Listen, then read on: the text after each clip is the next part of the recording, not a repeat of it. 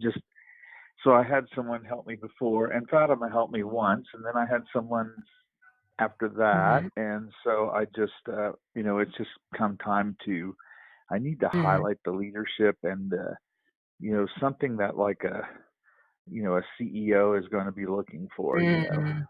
Yeah. for a chief HR officer or a VP or something. So, yep, Mhm. you Yeah, got yeah, it. that makes Right. sense. So what I was thinking was that these would be the key areas that I would be highlighting. And obviously we would be discussing your accomplishments under that. So, again, the ability to lead transformation, the ability to drive operational excellence, especially, for new or for struggling, not really struggling, but new structures in terms of companies just being acquired, or companies that are just building their foothold, right? And then building HR structures from the ground up, and then providing improved employee services so that there is a visible improvement in employee engagement. So covering all those domains and all those fortes, I think would be able to give you that good leader and initiative taker vibe, right? Because you do have Hmm. the right experience, you do have the right accomplishments. Yeah. We just need to kind of structurize and kind of message it in a way that it needs to show that yes, I am an initiative taker who has this experience, who has added this value to previous companies and can add the same value to your company. All right. Right. Uh huh. Okay, Yeah, that's right. great. So having said that, let me just quickly go to what I have. All right. One little question, Damon. So you have only mentioned experience till 2007 on your resume. Any particular reason of not mentioning the experience before? Is it not industry relevant, or is it way back in time? I just want to know for my Yeah. information. Well, for one, I know as an HR person, I'm not too concerned with anything older than 10 years. It could just be Mm. me, and maybe that's, No, but no, no. there is, That's industry so, standard. yeah, so there was a big gap there Hmm. that where I did not work in corporations. I worked in for a nonprofit Hmm. organization where I was the leader of that organization. It was religious, and Hmm. so I tend to steer clear of that. If they All ask, right. I will Hmm. talk about it, and it has Hmm. in my last job. It actually, I think, helped me get the job. Um, All right. uh, you Hmm. know, so it was Hmm. basically like I was a youth minister, and then I was a pastor of a fairly large church. Hmm. Of about 1,000 people, multicultural church. And Hmm. so I did that for a while in my life. It was something I wanted to do and something that Hmm. I wanted to contribute. We did a lot of uh, social kind of programs, So whenever Hmm. someone asks, I'm just telling this to you, whenever someone asks me about that, I will usually focus on the social programs like Social working with aspect, at-risk yeah. youth, homeless Mm, people, women's shelters. We did all those kinds of things. that's And great. so, That's great. um, so normally I leave that a little silent on my resume Mm, because I tend to think that a lot of people don't understand, especially in the culture that we're living in right now. yeah, I mean, there are weird views, so you never know with that. The good thing is that, again, like you said, that experience goes way back in time, right? Yeah, So, given the case, we don't need to mention it on the resume. If it was, a more recent experience, we could have found a way to portray it in a way that was acceptable to a yeah. larger audience. But nevertheless, you can always talk about it in the interviews, just like you said. So that's good then, because now I have a clear idea of what I am dealing with prior to that experience. So let's just talk about your current experience. You are a head of HR operations. That's a director level position at Barrick Gold, and you mentioned that you established this team of 5 direct and 24 indirect members, and that you're managing an operating budget of this much to deliver HR services to these many employees across North America. Hmm. Tell me, Damon, when you first came on board, what was the condition what was the condition of the HR operations there?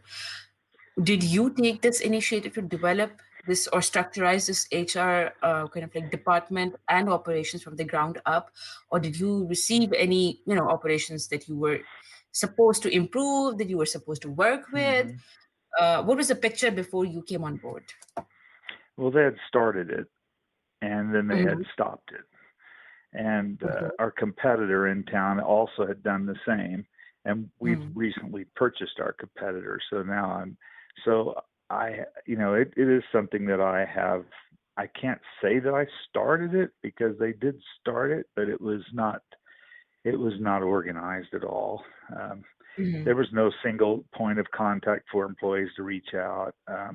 Mm-hmm. It was still very paper driven, and we're still somewhat Mm-hmm. paper driven. By Mm-hmm. January, we'll be removing a lot of that paper Mm-hmm. Mm-hmm. activity. So this would be kind of like in its infancy stages, right? It was an Yep. infant system, Yep. and especially after the merger. So this would be a very good example of how you were able to build and strengthen it, right? Right. You did mention the services that you kind of like managed, improved, or worked on. So tell me about the different challenges that you have faced kind of like while getting this infant structure, while building it, and the improvements that you have contributed to. So, for instance, you mentioned there was no single point of contact, which I'm sure must have caused hassle for the employees, for the for the general HR operations, and then again, not having a proper kind of like structure would be a nuisance in kind, right? Hmm. Especially when things are kind of muddled after a merger, etc. So first, the challenges that you faced when developing the structure, and then the results that you are delivering and hope to deliver, like you said in January. Hmm. Well, the first challenge was it had been tried and failed, and All so I right. had to come in and say we're going to do something that had failed before, not Mm-hmm. only once but twice. And so now, so I had to reach out to that. Hold on just a minute. Hmm. Go ahead. Sorry, so we're moving something here. No Give me problem. 1 minute. Sure.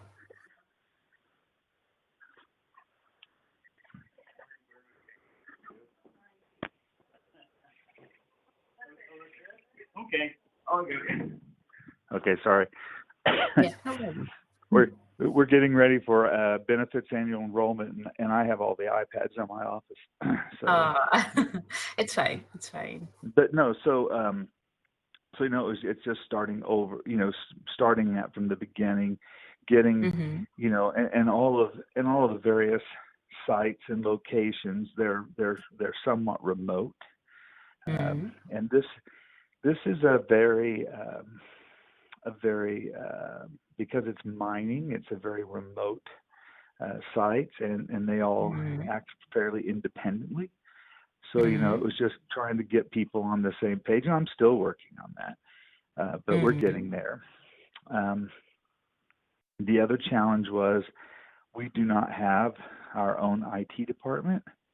It's all been Right. outsourced, and so I've had to work with with two vendors to get things in place so that we can have a call center, telephony system, and have a case management system. Mm-hmm. Um, and so that's been a challenge. Probably my biggest challenge, though, it was in leadership of um, how am I going to say this? Right before I came, the whole company took a decentralized approach to management. So they pushed almost all management. You know how a lot of companies have they've got the center of excellence for benefits and compensation and all that at the Mm-hmm. headquarters. And then the headquarters tells everybody this is what you're going to do in these areas.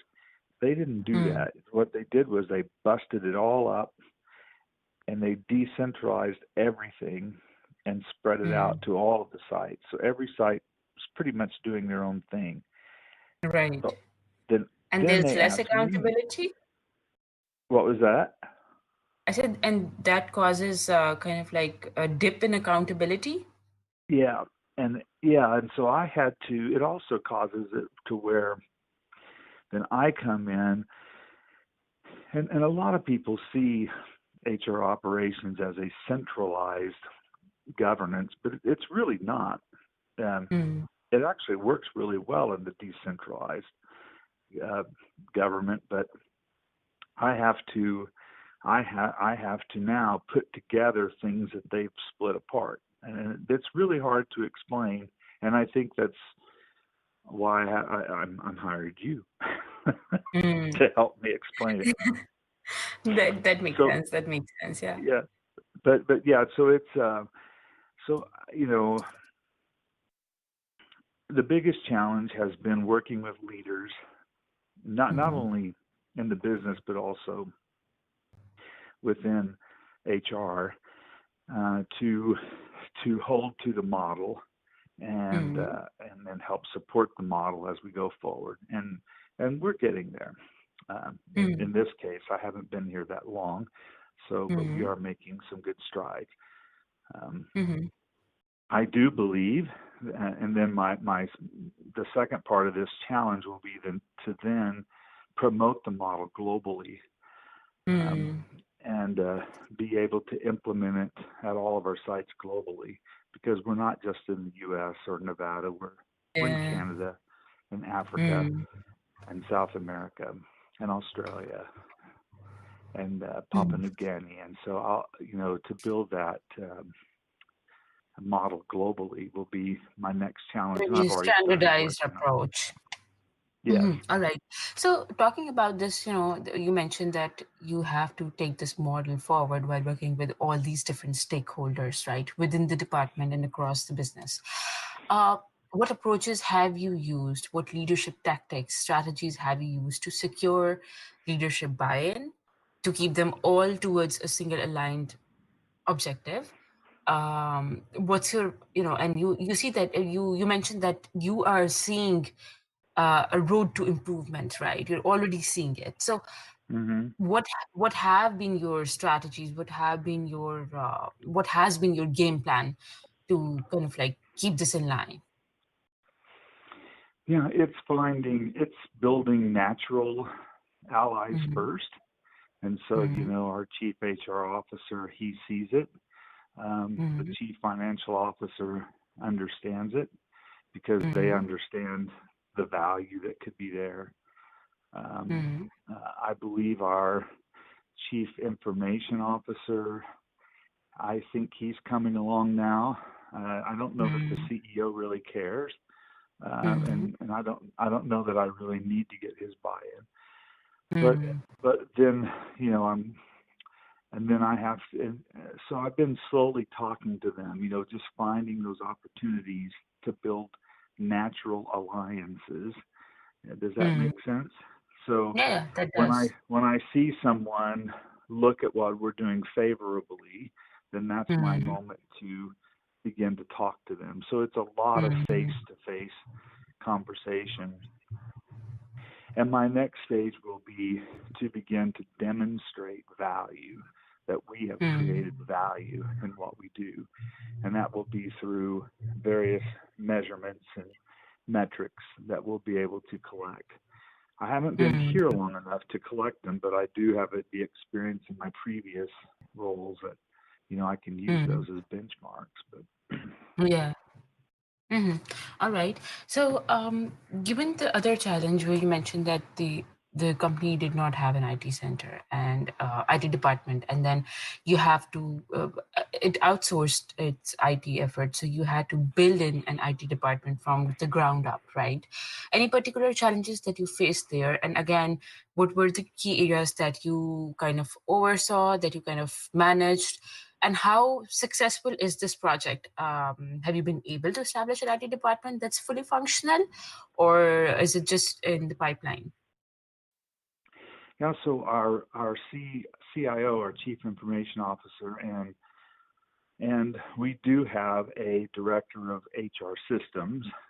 They Hmm. have they have contracted with two different vendors to help us with IT. Mm-hmm.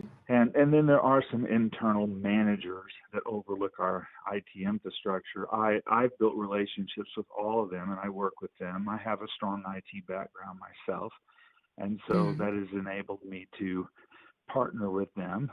I'm Mm-hmm. currently the program manager leading a team of 40 people to implement a new HR system um, Mm-hmm. here in North America. And so Is it with the one HR service model?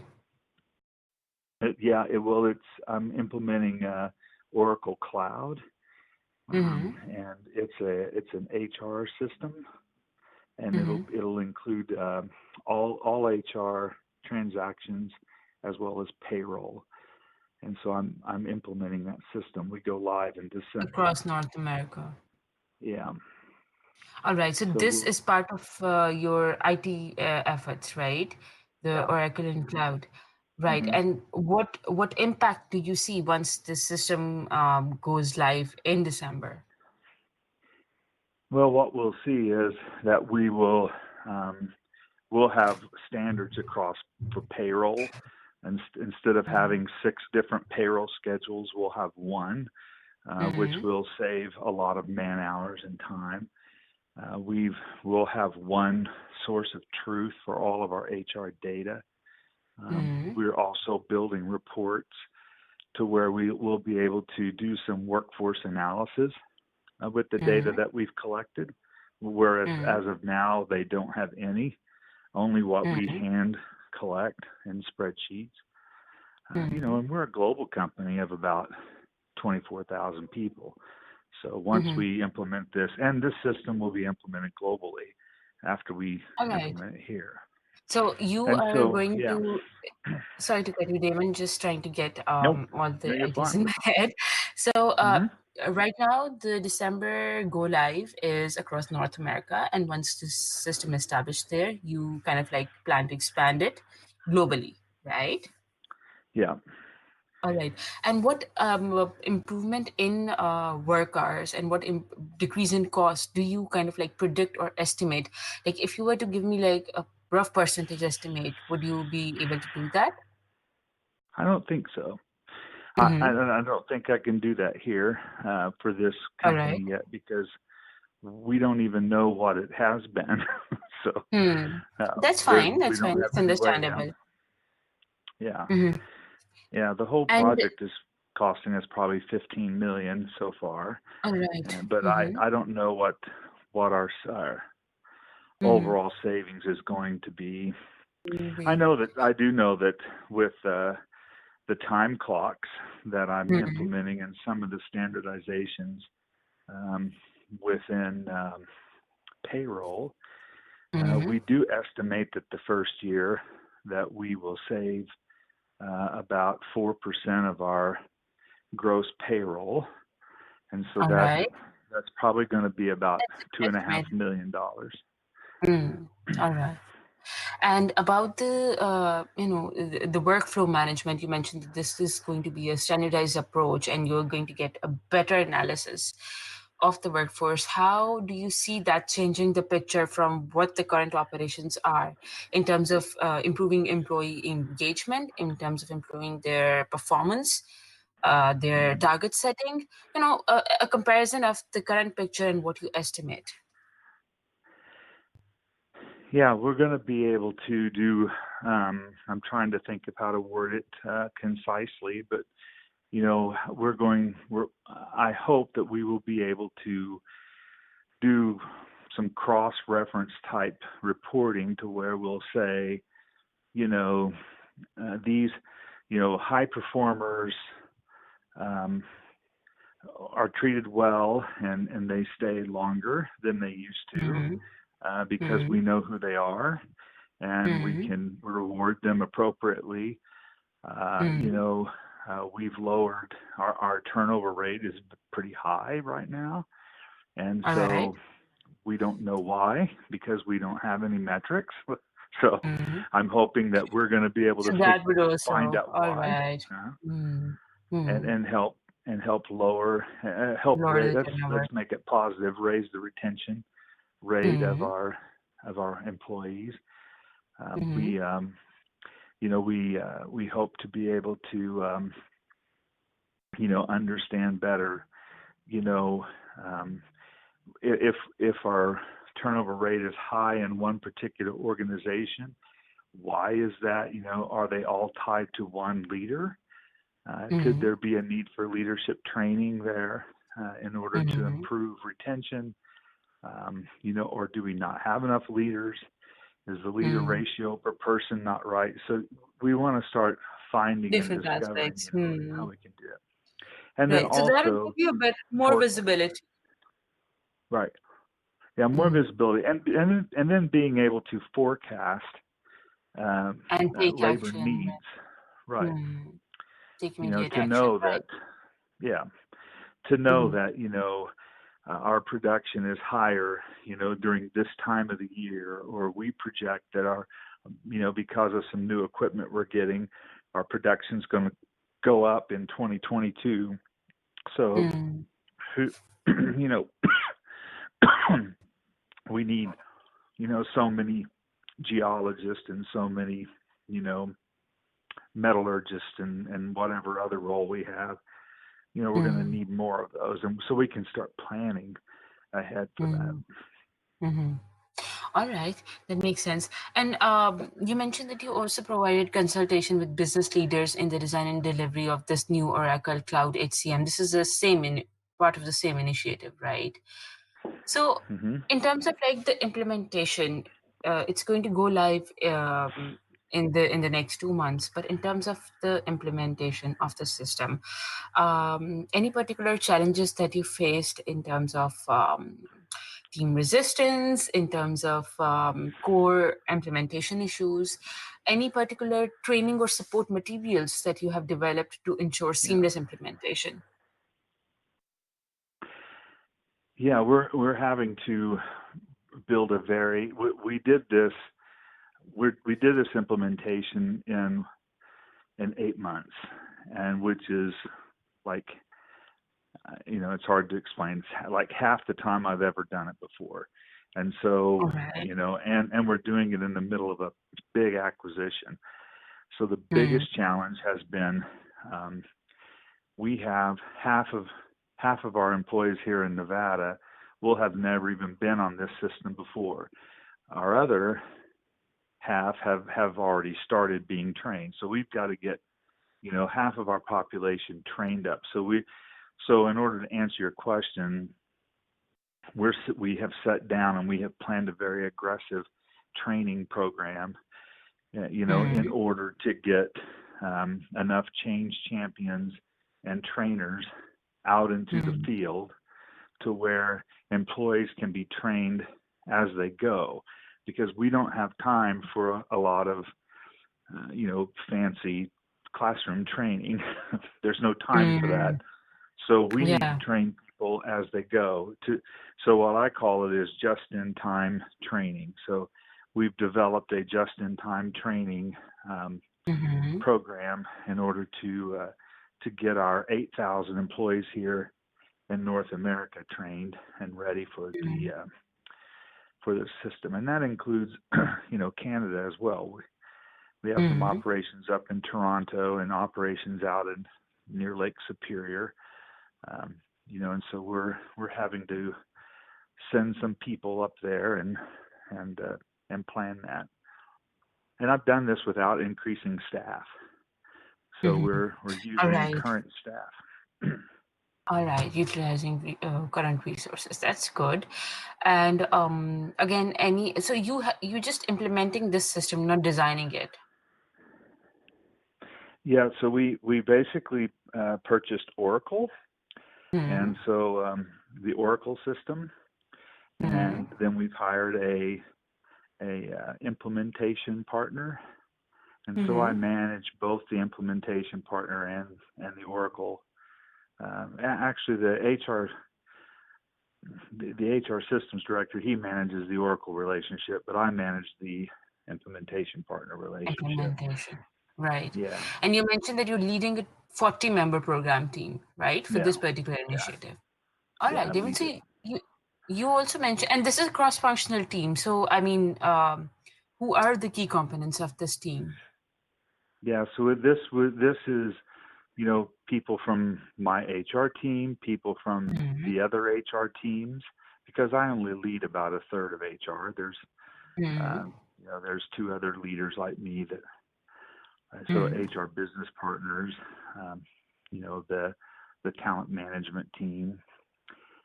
Then I also have some technology people from IT. I have the Mm-hmm. payroll team. So the payroll manager, who's my colleague, he reports to me on this project. And then we have CloudWorks, which is our implementation partner. They're our outside Mm-hmm. vendor. And then also our IT vendor that we have. Mm-hmm.